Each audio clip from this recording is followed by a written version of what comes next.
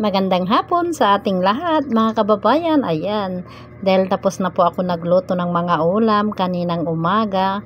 Ngayon naman po ay mag-iihaw po tayo ng 3 bangus. Ayan, malalaki po yan mga kabayan at syempre masarap po yan. May palaman po yan na kamatis at sibuyas sa loob ng kanyang tiyan. Ayan, work po muna ang inyong kabayan. Ayun, sabi nga nila, bawal ang tamad at syempre walang mahirap sa taong madiskarte. O diba, char? Syempre ayan, kailangan mo na mag-work kasi alam nyo na ilan yung nag-aaral natin, so kailangan natin tulungan si mister. Kayo dyan, kumusta na po kayo dyan? Sana po ay nasa mabuti po kayong kalagayan at syempre sa lahat ng mga followers ko dyan, salamat po sa inyong mga suporta at sa lahat ng mga OFW dyan, saan sulok man ng mundo.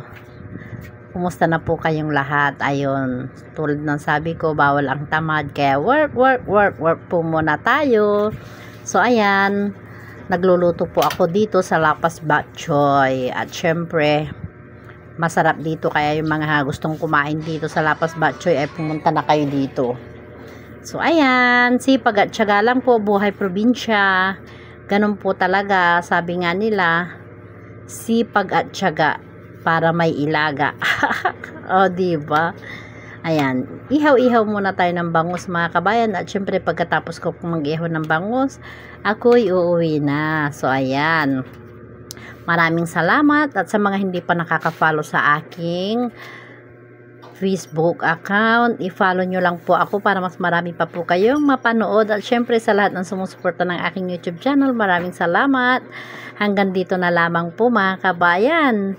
Huwag kalimutan, like and share my video. O diba? Maraming pong salamat. Bye bye!